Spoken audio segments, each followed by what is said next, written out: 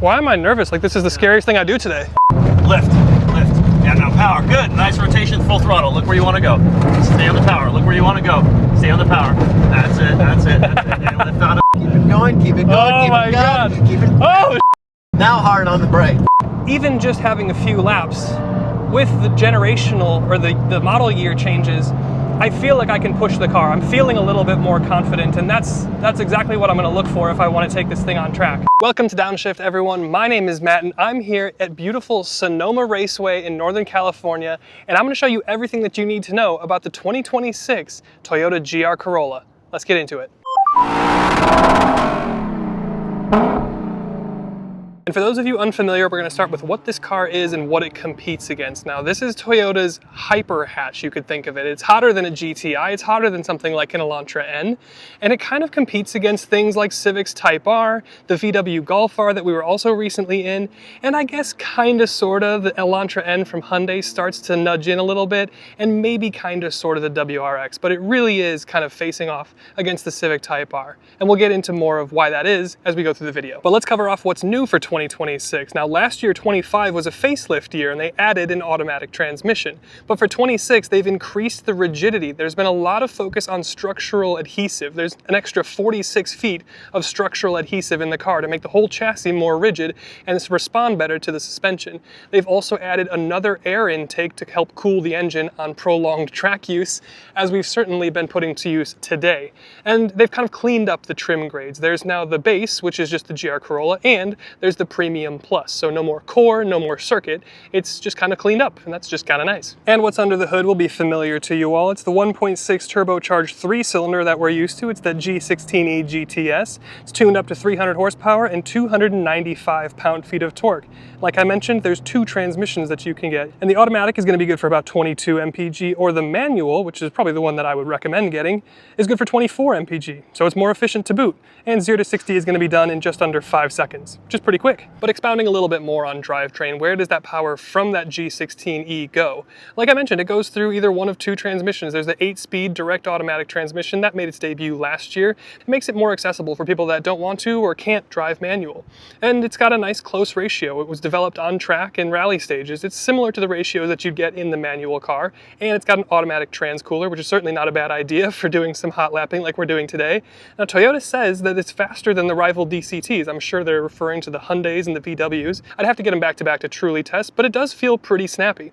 We do still have the option of the 6-speed intelligent manual transmission. That IMT button has been moved to the center console, and basically what IMT, or intelligent manual transmission, means is that you got rev matching, which is nice if you want to keep your clutch. But the trump card, especially versus its main rival, the Civic Type R, is that you've got GR4 all-wheel drive. They've renamed the orientation, so you've got normal, gravel, and track. Last year, 2024, it was kind of a percentage-based system, but it still kind of is. They've just renamed it. Gravel is going to be 50-50. Track is going to be 70-30 with more going to the rear, and normal is going to be 60-40 with 60% going up front for a little bit more stability on road in normal driving conditions. But when it comes to the dynamics of the car, we're going to get this thing out on track in a minute here, but you've got LSDs standard on all trims. The curb weight is going to be about 3,300 pounds. The Civic Type R will be about 65 pounds lighter, but it's not a huge difference. We again have revised suspension for the 25 model year that got new rebound springs, new rear coils, and it's still a strut front multi-link car, but it's increased rigidity in places. We've got revised trailing arm mounts that are 1.1 inches higher, and I know I'm talking about the 2025 car, but the 2026 adds that cooler that we talked about up front and that extra 46 feet of structural adhesive to make the car a little bit more rigid and let the suspension work a little bit better. And that certainly goes a long way, as we'll talk about on track later. But when it comes to styling, there's not a huge departure from what we saw in the 2025 or the facelift year last year. We've got a nice gloss black grille up front with the embellished hood and hood vents. I believe that's now standard. And around the side, we've got 18-inch kind of satin black finished wheels with PS4s wrapped around. We've got front and rear fender flares that are even wider. The front shoulders have a gill up front, and there's a hard chine at the rear, almost like a speedboat. And you do have a forged carbon roof on your Premium Plus. We've also got GR4 logo embossed on our side skirt, and around back we've got our triple exhaust. So something a little bit more pragmatic and objective, we'll talk about the cargo area. It's not going to be powered. I wouldn't expect it on a hot hatch like this, but we do have about a 17 cubic foot trunk. We've got a nice big space on either side to keep things from rolling around, maybe wine bottles, as we are in Sonoma.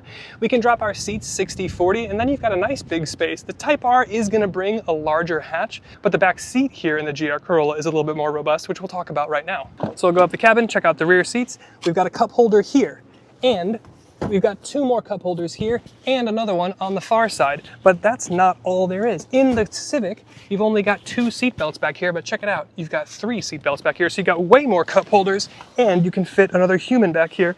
And the space here isn't too bad. Even with my hat on, I'm not brushing the ceiling. I'm close, but I'm not brushing, and that is nice. I would like to see some air vents down here and maybe rework this center console, but you do have a 12 volt and you've got a little USB-C here, and I suppose you could put a phone here. But overall, it's not a bad place to sit in the back of the GR Corolla, even for 6-footers. And then moving up even further to the front seats. Now they are manually adjustable, but that kind of helps keep the seat nice and low and keep your driving position pretty natural and organic. But here we've got nice accoutrement. We've got GR embroidered into the headrest, red stitching contrasted. We've got a nice suede inner that holds you in pretty well in track, and you can see some of these little red details popping through the perforation.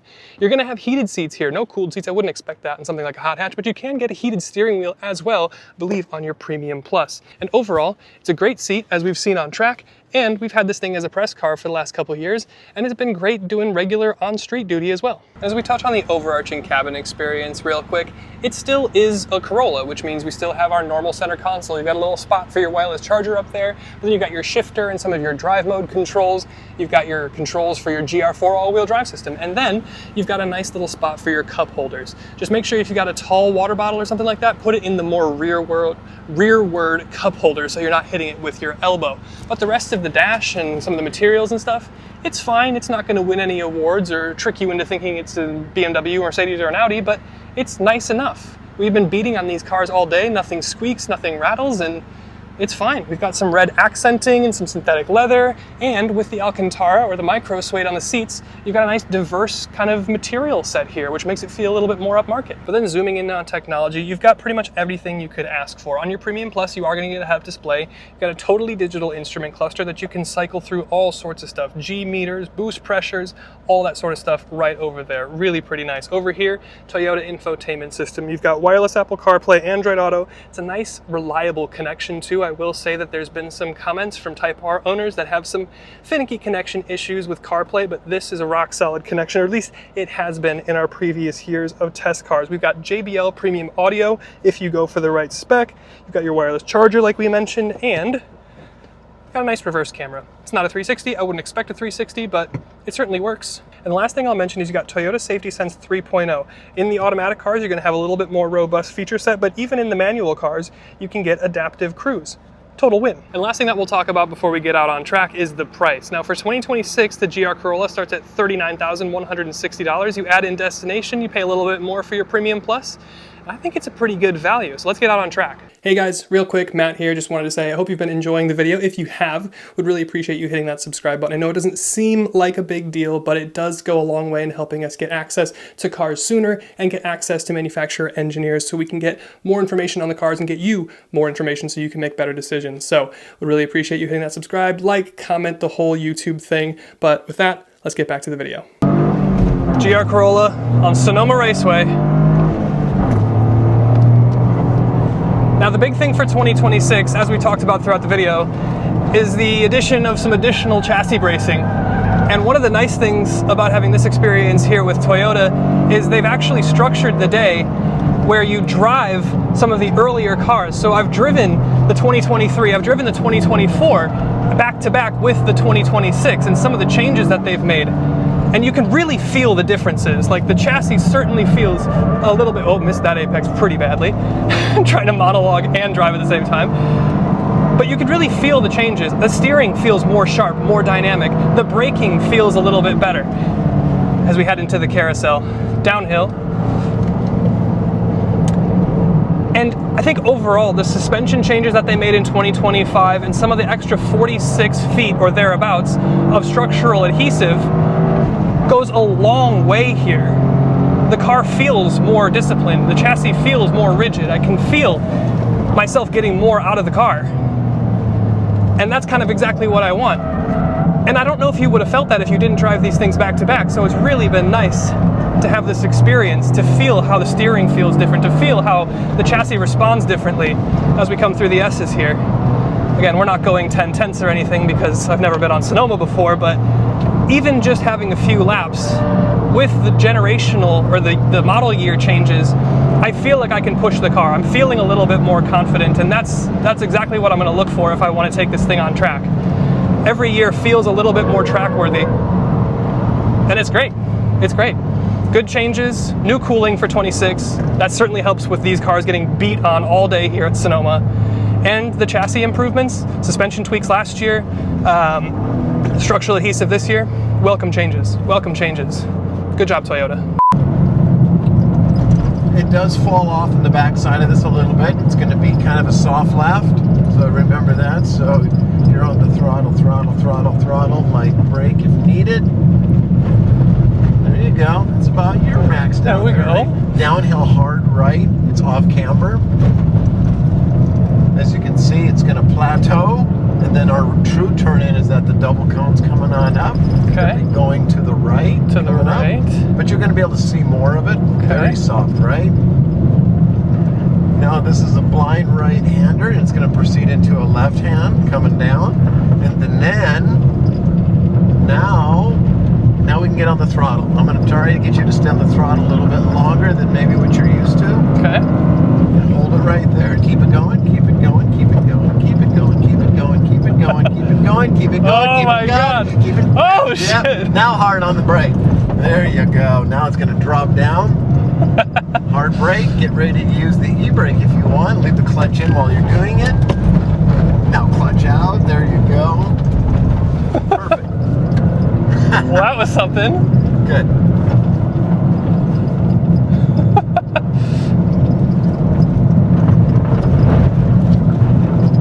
It's tough because you got the gravels, marbles, the rocks, Yeah. and then you got full grip. Yeah. Go a little bit slower here, kind of flick it right, left. Yeah, play around a little bit. There you go. There you go. That's what I'm talking about. Now we're going to do the slalom, so you can slow Okay. down if you want, and then just flick it any direction you want to go. On right. the S's, against the S's. There you go. The more you come off the throttle, the more it's going to whip. A little bit. Do that again. That was fun.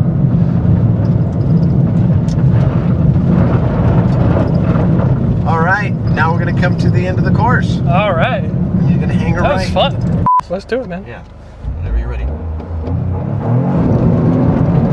Yeah, good. You're already set up. Lift, and gas, full throttle. Look here. Keep on the gas.